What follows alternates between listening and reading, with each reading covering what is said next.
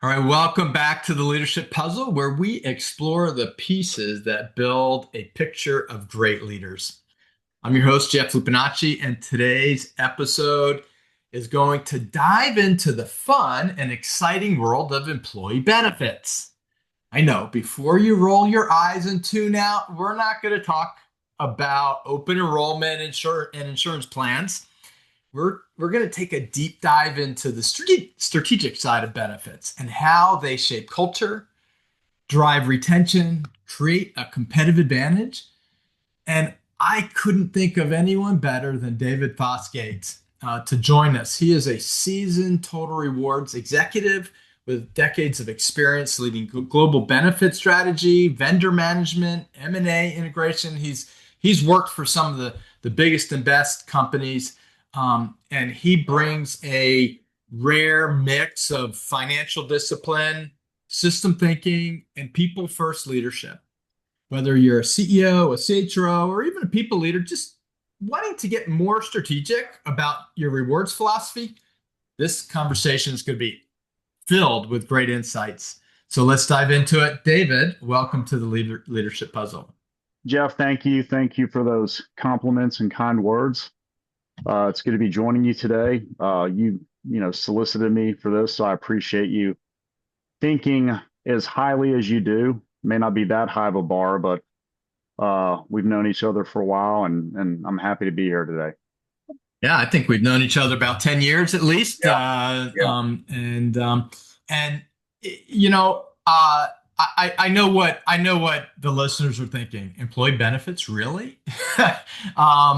You didn't start your career in employee benefits. I don't know that many people like, oh yeah, let's go into employee benefits. But um, you know, uh, but here you are. And Mhm. so, what was your first exposure into this world, and when did you realize that you could really add value into this space? Well, thanks. Yeah, my career, I mean, it's had a common theme and denominator. Call it consulting, call it strategic thinking. Starting first in banking many years ago, doing corporate M&A work, then with a client of that bank who brought me over to work with them. I then had spent a while in financial services, which is actually where I became licensed in insurance as we need to be in the insurance world, whether it's commercial insurance or healthcare insurance, like on the employee benefits side. But that was more individual work, estate planning, business owner protection, et cetera, et cetera. So technically, that's where I became licensed. But then through my network and other connections, was called upon with the unique opportunity to join an employee benefits firm, to start an office, to build an office in a particular market where they were not. And I've just always call it been interested in challenges, but those that are tangential or, in the same universe of the experience I've had. Uh, so that was 10 years ago. But in 10 years, you can learn a lot, given the number of clients I've worked with and those firms that I've been part of have worked with. You see a lot, you learn a lot. And so it's really been a great choice for me being back to more the consultative work that I enjoy doing, particularly for companies, and thinking, big picture for those businesses and working with them. No, that's great. I'd like to start, kind of high level, and spend a little bit of time. What do you see from a trend perspective, that employers are looking at in terms of priorities around what they want to offer their employees? Uh, I mean, for a lot of years, it was all about managing cost. But has anything changed? Are they looking at it differently now? Well, you're going to hate me for saying or being repetitive that it's still with an eye on cost. I mean, the U.S. healthcare market is an expensive one, particularly on the pharmacy side. When you look at company per capita spend per employee, most of that spend is done, on pharmaceuticals, either employees needing, corrective uh, drugs to help them with something chronic or episodic or just maintenance, well-being. And, I've never met a pharma company, and I have friends that work in pharma, so not begrudging them, but a pharma company that could manufacture something to market and sell to help people with their health. Yep. And oftentimes those are life-saving drugs that, are costly. So yes, eyes are still on costs, always seeking to bend the cost curve. But there are new and unique ways of doing so out in the market, particularly with recent legislation that's been passed over the years. Something I won't go too far down the path of, and it's sort of trending in, I would not say popularity, but discerning companies and decision makers considering ideas like this, which is called an ICRA.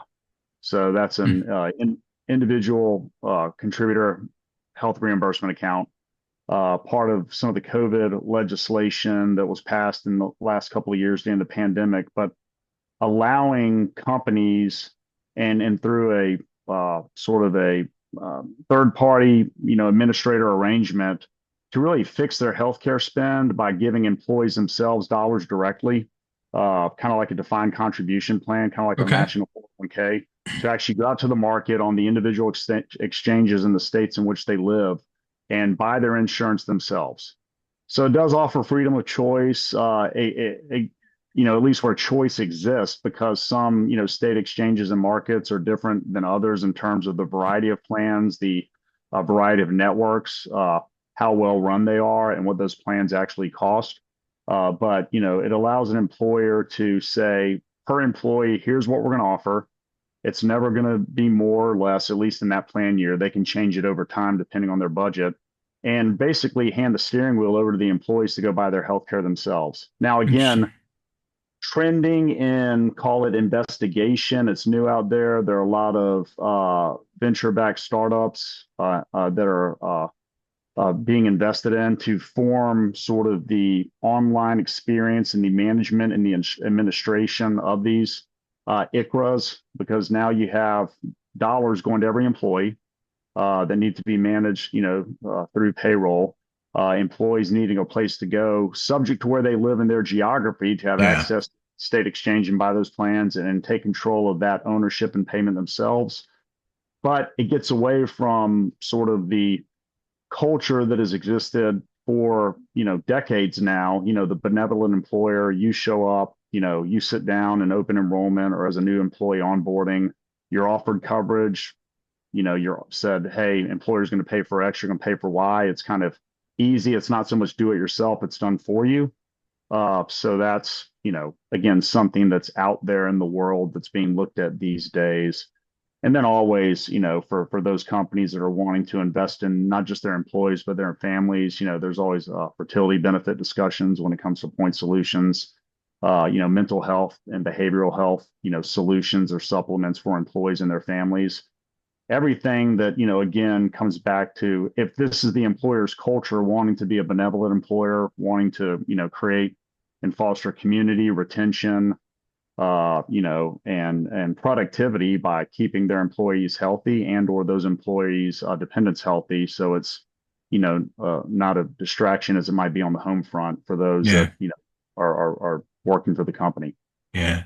Well, having looked at the state exchanges, they're vastly different. Um, I remember trying to get some go to the state exchange in Texas, and it was like super expensive for like really like if I wanted like a $10,000 deductible a year, which was just brutal, and Yeah. still paying a few $1,000s a month. It wasn't worth it. So how do you see some of the uh, they're not what are they called, the the healthcare kind of companies that are just pooling money and paying, so they're not really insurance, but they're the MetaShare Yeah, kind of. Medicare. I was getting ready to, yeah, that's the one you hear on, Sirius XM radio or on, Yeah, the yeah. news all the time. we really don't, deal in those markets, that often, because, it's not, an employer sponsored plan per se. Right. Like I Yep. said, it's a plan outside of the context of that. Very attractive often to individual business owners, entrepreneurs, or, those needing coverage for, inability to get it themselves or, needing themselves. Yeah. So yes, there are programs like that, like you said, which basically pools all those premiums and, and they can be faith-based programs, like you just said, like the MetaShares and others, or, based on, groups of people, with Yeah. an affinity among themselves. But yeah, they're out there. Ours is, our point of view and lens is, typically more traditional employer sponsored plans. Yeah. So the ICRA is the company still giving the employee money, and I guess they could go to a MetaShare if they wanted to, or they could go to their local exchange, right? I mean, it's they get to decide how they want to spend that. Yeah, it's more, exchange focused. I mean, to be honest with you, the ability to, go to a pooled program like that, I've never, been asked that question. Hmm. But that's not to say, it may not exist out there. And another thing that's interesting about ICHRA is when we talk about the cost of, healthcare and those costs rising, it also allows the employer to, budget and forecast, uh, with more certainty because now you're not subject to medical insurance renewals like you were Right. in the past. I mean, now the claims or the employer, the employee having claims and those claims being paid by that exchange plan are really part of the problem then of that carrier that offered that coverage. Taken in the context of everyone who's in those plans on an individual basis, Yeah. and their financial determination is how much they should charge for the risk. Right. But it gives employers a little more certainty that we're not going to be hit with a 25% renewal this year because it's not our plan, it's not our Right. contract, our name's not on the dotted line. It's now being taken care of by the employee, and they're subject to whatever renewal increases they get individually. Right. Uh, it all sounds good, but like I said, very new in the employee benefits and insurance world, having again been created like most things are in our world and insurance, legislatively through the COVID legislation that was passed a couple of years ago, and again, sort of what's the word, pork barreled in, if you will. I mean, that Yeah. wasn't the focus of the legislation, but there were Yeah. things that got put in and lobbied in to create vehicles and other products like that. Yeah. Yeah.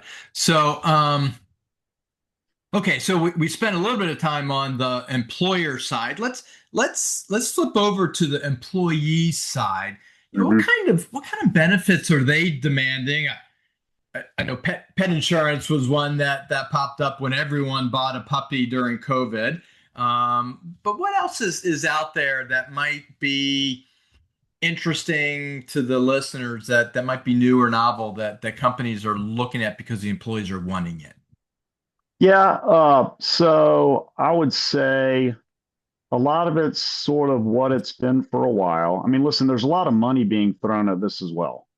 I mean, when you think about health tech and workplace tech, uh, a lot of the point solutions, and again, this is what they're called, in the industry, basically sort of think about it as supplemental benefits that are outside of the actual medical plan itself. And even the medical plan itself might have benefits that come along with it, in addition to just paying for your cost of care, like telemedicine, some behavioral health benefits, weight management programs.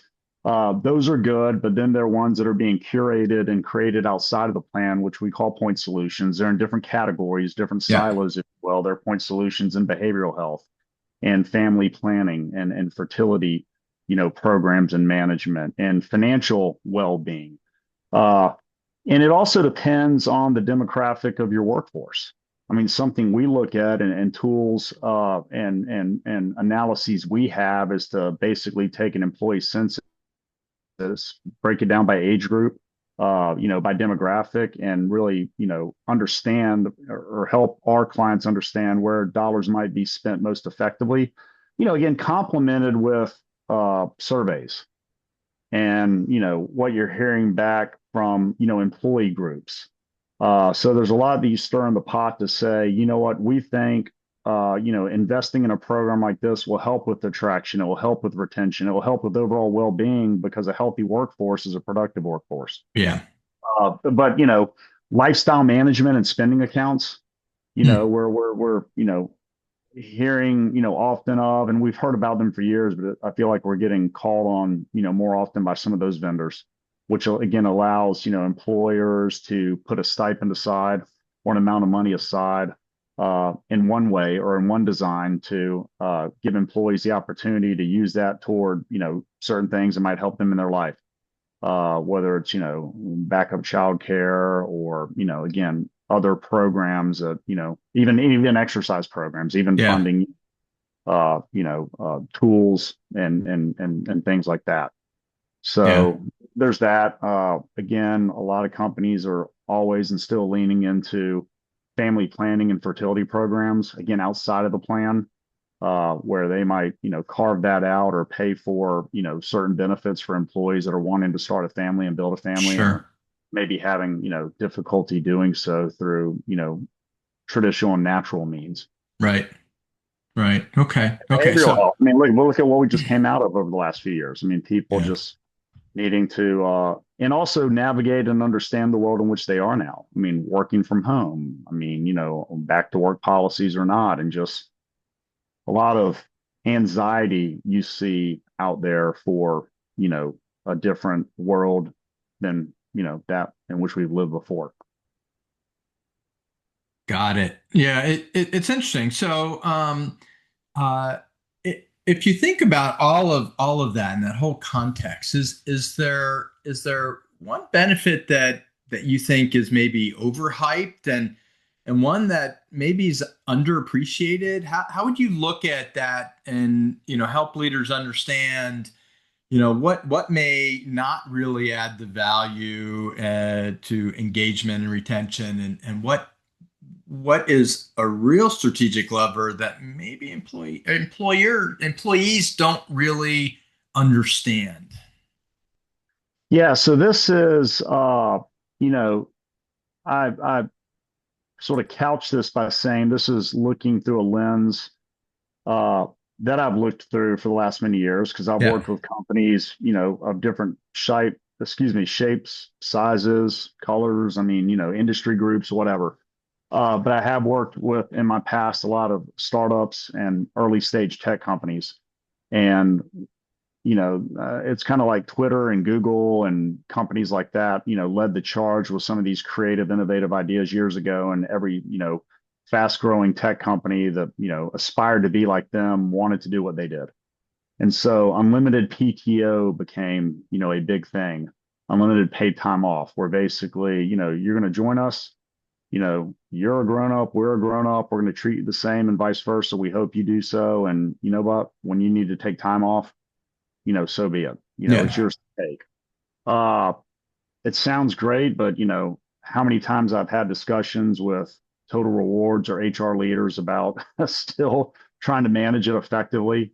The lack of clarity on both sides, both the employer and the employee in terms of responsibilities and obligations. It sounds great and looks great on paper and in a benefits guide. But I have seen, in some cases, a trend back toward more traditional time off and allotting hours or memorializing holidays or days of the year where it's going to be available. Yeah. So there's some that still stick their stake in the ground and say that's how we're going to define our culture and our employee experience, and others that I've had some conversations where they've second guessed it over the years. Yeah. uh, Well, you know it's interesting because I actually implemented that in my last company, and what I found actually was employees took less time off, mhm. which I don't think was the rationale. We certainly didn't want people to work I mean, to not take the vacation because I mean that mental health and mental wellness is so important, and Right. getting away is so valuable. But it was it, psychologically, I guess, if they didn't think, oh, I better use my 5 days of vacation or I'm going to lose them, it makes a difference psychologically on whether they actually like, take the step to take it.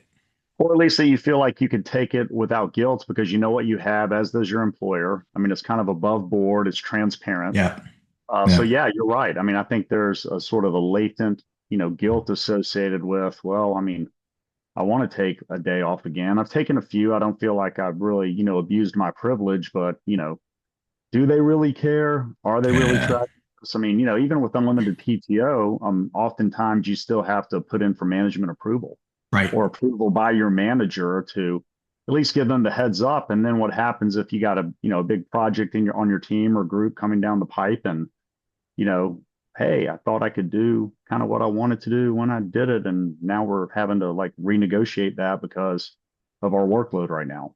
Yeah, I yeah, don't know. Maybe that's been your experience, or maybe that's what you've seen, in situations like that, Jeff. I mean, you're closer to the sort of HR side of things than I am. yeah. You know, I think I think it falls on a manager whether they can, whether it's there's a set PTO or vacation day or unlimited. I think it's the manager that it doesn't matter what the context of the vacation time, the manager will either approve or not approve, and so even if you have it, oh, I still have 5 days, don't care. The work has to get done, then you can take it. Hmm.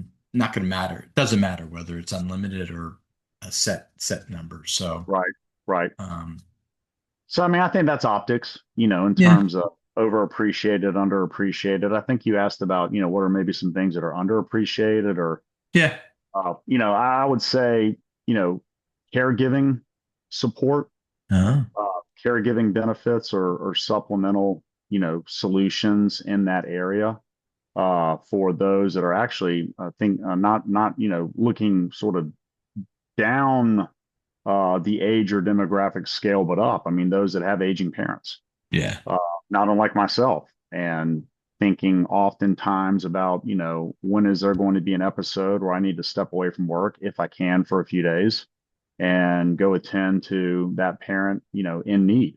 yeah, So that's one that we're actually hearing a lot about lately, and it kind of aligns with those companies that have a culture of kind of like you know, family oriented. I mean, listen, family isn't just your nuclear family, it extends, right, uh, particularly because it's not like my grandfather's day back in the day where you retired from a company, you had a pretty good pension and a gold watch, and you walked away. And while, maybe, health care or opportunities or, in home care wasn't as good back then, you had some stability and peace of mind about, a steady income check coming yep, rather than still continuing to manage your 401k and draw income off it, particularly in, markets like we've had over the last few years. right, right, yeah, oh, for sure.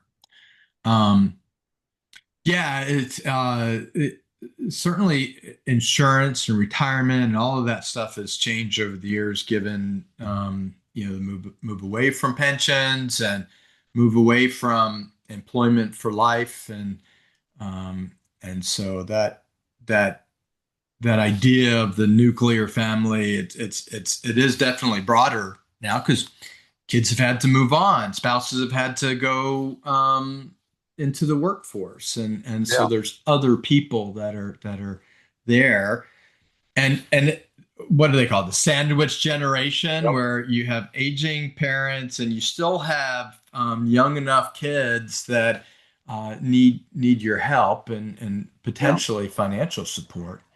And it may And not just be elder care. It could be, a special needs situation. yeah, And, when you think about it, when I say nuclear family, let's not, forget about those who are, single or living independently, where, you know, if there is something with that parent or aging, family member where, for most who have a spouse or a partner or children, and even, maybe even closer to adult children who could pitch in and help, there's those employees that, don't have, Uh, those resources immediately under their roof where someone can step in and it's on them. yeah. So, those are, again, benefits that are, being talked of, at least that I see, often or more frequently, sure, than in the past, because now there's solutions where an employer can pay to make sure that an employee, has those services either at a discounted cost or for the employer paying in full and Yeah. offering that as a benefit, which someone Yeah. says, wow, that could really help me.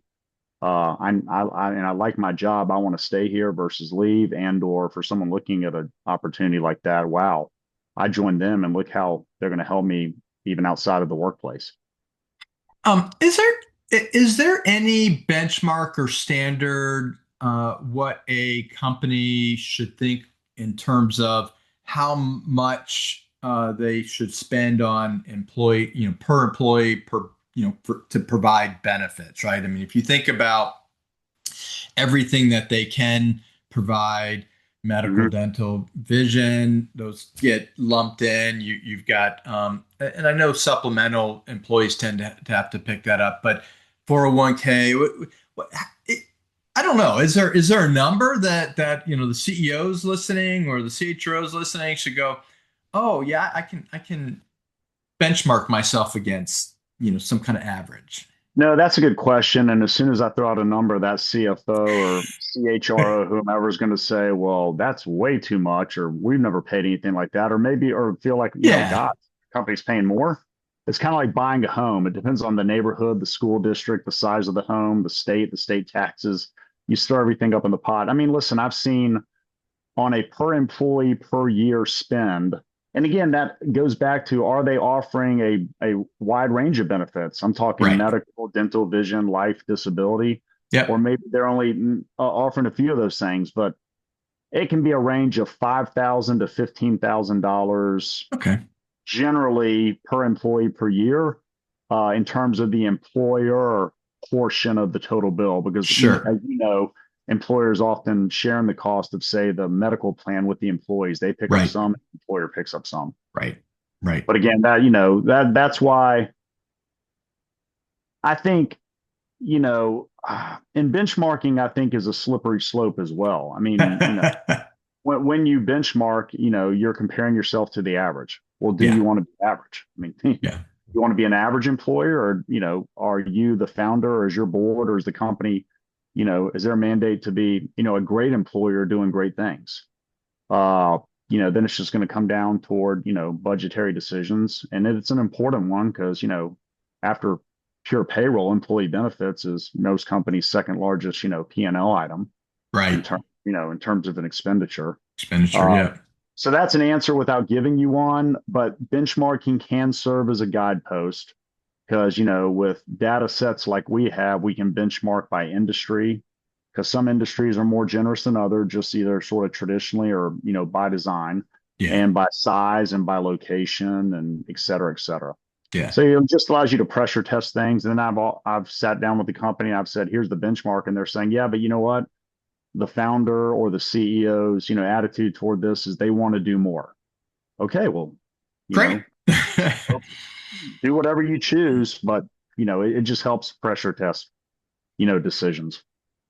Now, um, we know that because this, the employee benefits, insurance, all that stuff is such a large portion of, kind of the cost of a company. Of course, you want to try and minimize that cost because it goes to bottom line. Um, but I think there's a way that like a CHRO or CFO can shift the narrative from a pure cost function into being much more strategic. How would you suggest drawing a line between, kind of the right level of benefit to engage and retain and attract, employees? Where do you see, taking that conversation to maximize it? Well, that's why you have to stay close to it. It's not a one and done decision, Yeah, got right? it. I mean, again, they're like we've already talked about in this discussion earlier. There are things that are trending in people's lives or just in society that were never talked about or thought of before. Like you say, that sandwich generation, which are demographic elements and conditions that may have been different 40, 50 years ago. I mean, I don't know that 40, 50 years ago, if you were at XYZ large, global automobile manufacturer, was that a, discussion among total rewards and HR professionals? With the baby boom generation, I mean, there's more and more people, like you said, at that age where they might need help, right? And they've had a lot of children, and that's a lot of people out there in the workforce that might need to help them. So, it's an ongoing discussion with some companies. It's monthly, quarterly, biannually, or just, hey, what are we going to do next year?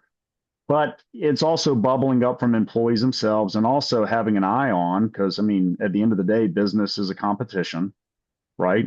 I Yep. mean, particularly if you're in a competitive marketplace with your product and service, Yep. uh, to keep that good or service rolling out the door, you have to have people.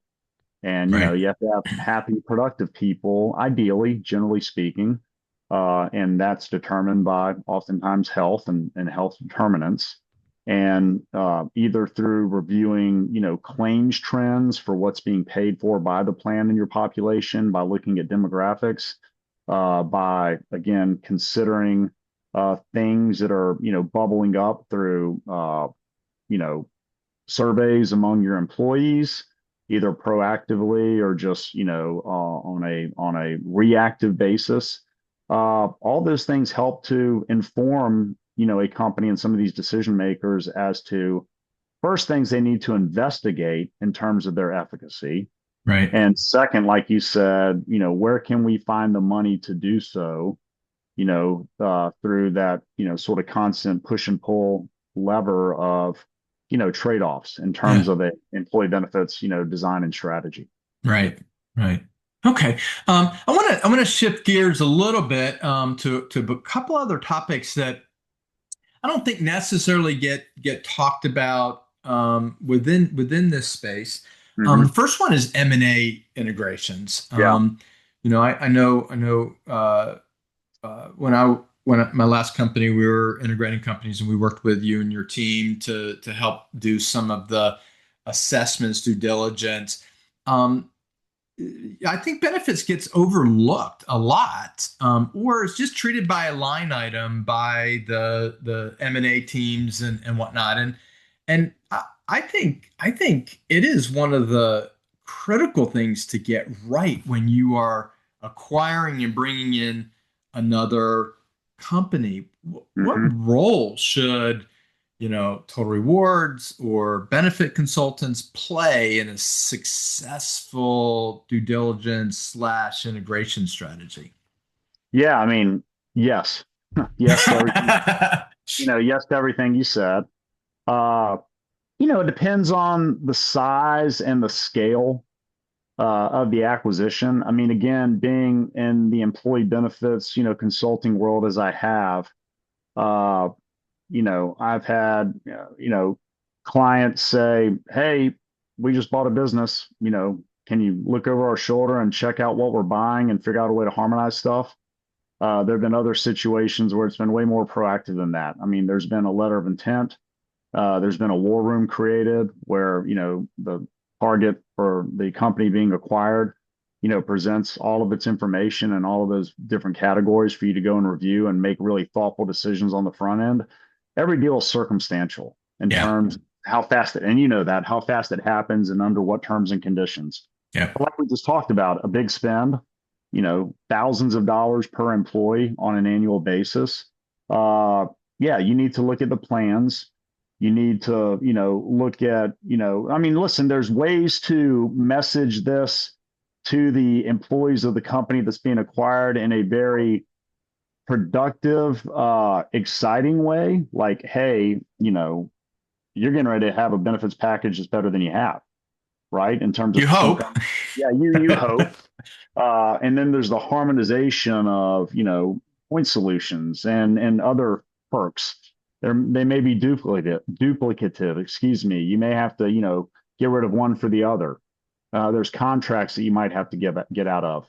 There's difference in plan design and contribution strategy. Yeah. And again, that's the whole harmonization analysis and task that you've seen, we've undergone with you. That needs a lot of stakeholders looking at it, particularly on the HR and total reward side, but then there are the financial implications as well. Yeah. Uh, and I have a lot of friends who are CFOs. I mean, it's a valuable, important, a position in a company. And it amazes me still oftentimes kind of how late they come in the process once a lot of decisions might have been already made or being close to being made that need sort of sign off approval from the finance side. And that kind of gums things up when they say, hey, wait, we're doing what? Yeah. You really need all seats at the table early. It's not to say that, they're not wanting to be mindful of such things, but they got a lot of other things going on financially in terms of the integration of two companies too. And it's hard. I mean, time is limited.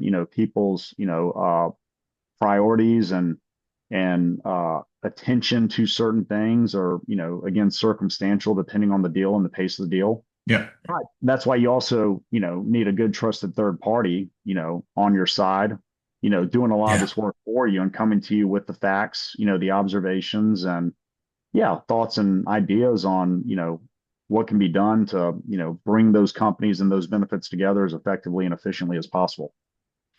Yeah, no, that there's a lot of wisdom in all of that. And just for our listeners, David and his team were great partners. So, should you wanna, engage with someone that knows the ins and outs, I'd recommend David and his team. But uh, I still have a couple more questions. That's just Yeah. a shameless plug on the value that I think that you and your team brought to the conversation Well, I during that. appreciate that. I'll never turn down a shameless plug, Jeff. Yeah, for sure.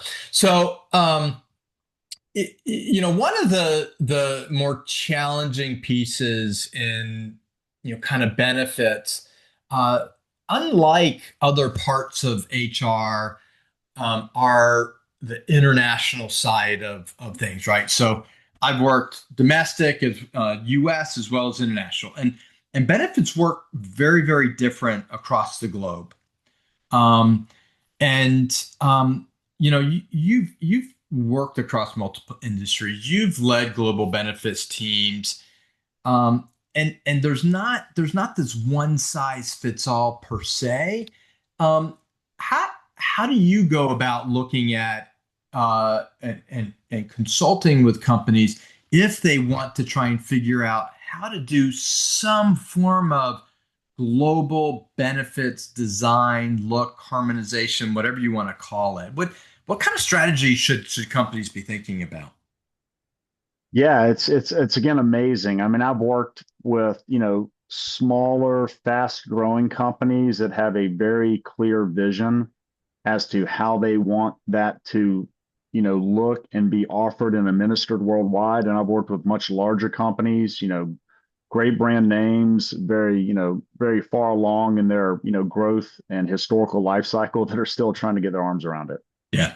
It comes down to, priorities and focus and, the human resources, i.e., small h, small r, the people that you have to focus on and do these things. But it's sort of cliche to say this, but I mean, in all things, it starts with a global governance policy. It starts with putting it on paper, or in today's world, memorializing it digitally, whatever. But using the old adage, putting it on paper as to what is your, philosophy from how you want to take care of your employees and their dependents in terms of their health and well-being and ensure productivity, retention, recruiting, all those things. Yeah. How do you want that to look? Yes, getting back to the benchmarking discussion, to pressure test something to give you at least a starting point. How do you want to be compared to the market when employees are choosing to join you or a competitor and or stay with you or leave for a competitor? Right. And then there's market and cultural norms in different countries around the world. I mean, that's a lot to get your arms around. I mean, what you might be doing in the States or elsewhere and vice versa may be a moot point or even, frowned upon or not understood in terms of, perks, benefits, programs to, help, employees in different markets and in different countries and even in different cultures. So it starts, like most things, big picture in an ideal state, how would this be everywhere? And Yeah. then trying to apply that, geographically, even, I mean, oftentimes down to the location. I mean, Yeah. literally that office, because even within countries, depending on where the office is located, there might even be different norms or different attitudes toward things. Sure. Yeah. But you got to have the framework. You have to have that sort of governance policy. Against that governance policy changes over time as trends and the world changes. But again, aligning to it every year, seeing where you've made progress, seeing where you haven't, seeing where it doesn't matter anymore, and working a plan toward that. I mean, that's why I like doing what I do, because it's not just someone pays you for a project, you give them your recommendations, and you move on. Yeah. We have to stick in these relationships year after year after year, and things like I'm going back to the earliest part of our conversation, ICRAs emerge. I mean, it was HSAs, what now, 20 Yeah. years ago, FSA, HSA. which Yep. no one understood or knew, but all of a sudden, consumer driven healthcare, became a trend. It still is in a lot of ways, and again, more so as those costs keep going up. But yeah, uh, that's Interesting. that's that's what makes this fun. Yeah. No, I love it. You start with kind of a benefits philosophy, and whether that's domestic or international, I think that's absolutely right. Is you start with that, and then you overlay what is standard within each country, and then you can kind of benchmark how are you compared to what all those other activities are. Because for example, right, Canada um, has socialized medicine. So you don't have the same insurance benefit kind of program as the US, but I know a lot of companies will add supplemental insurance. Same thing in UK, because that will help differentiate from, other companies. That's right. Yeah. No, that's exactly right. But it starts with that benefits philosophy. All Hmm. right. Well, we've surprisingly come up to time. So I have one final question for you. So, and it's a doozy. So if you had, a magic wand and Right. you could redesign the U.S. benefits system, what would you fix? You can just pick one, or you can pick, decide the whole system. But what would you do differently within the U.S. benefits system? Well, it's funny. It's funny you ask that, because whatever question I give, excuse me, whatever answer I give, someone's going to say, "What? Why Yeah. would you?" I mean, but I say this because it has personal context. Uh, Pharmacy costs and spend are a big topic right now, uh, trending particularly in the United States, and something that this current administration has said, they ran with a ticket to tackle those things. And they recently, issued an executive order to begin bending the cost curve in terms of government programs, not commercial payers right now. But I have a friend uh, who is very close to that. He's, not in the administration, but actually starting his own pharmacy benefit manager, a PBM. PBMs have Hmm. been talked about and heard a lot about in the world right now, which is not unlike a couple of different other startup PBMs that are being formed these days to get back to a more transparent, true cost of drugs, that both the employee and the company sponsoring the plan pay, versus, yes, I would say some uh, costs that have been baked into the traditional models and systems for delivering drugs to employees to employers, that again, can more than likely be mitigated, Yeah. in new and thoughtful ways. And I've spent a lot of time with this friend lately, and he's right there, uh, you know, alongside the administration and the inner workings of all of this, helping to maybe, formulate ideas and craft policies and strategies going forward for taking care of that. That's Because great. drugs are expensive. Yeah.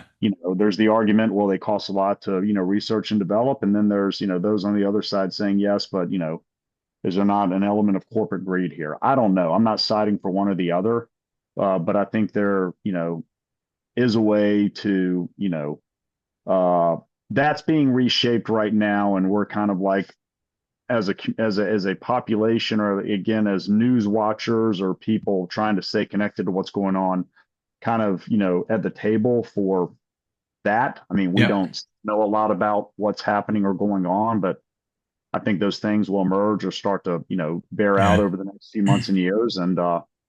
And yeah, and then of course there's always, AI. I mean, that's not fit. Well, that could be fixing the problem. How AI is going to be applied in the healthcare system, Yeah. either through treatments, care, managing care, et cetera, et cetera. Yeah. Uh, Could certainly reduce some costs. but I do like my physicians. I like them as people, the ones I've chosen, the ones I've worked with for the last couple of years. And there's something about the human element, and Yeah.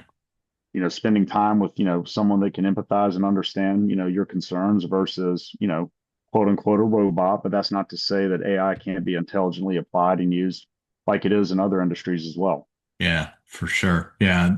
AI is a whole nother conversation. And so, maybe you'll have to come back and we can dive into AI and healthcare and whatnot as that progresses. Well, Well, we'd well, like to. We're actually hosting some events and over those topics, going forward. I mean, that's something that we're mindful of, and particularly on the HR side of things, but great. how that can weave into healthcare as well. Oh, that's awesome. So, David, this was such a rich conversation. I want to thank you so much for sharing your perspective, and more importantly, reminding us that benefits just aren't costs or perks. They're actually a reflection of what we value as leaders and as an organization. Mhm. If you want to engage with David Fosgate on LinkedIn, and we'll certainly put his information in the notes. And again, if you've enjoyed this episode, don't forget to follow the Leadership Puzzle, share it with your friends, leave a review, and certainly if you're ready to take your people strategy to the next level, visit us at evolvehrs.com.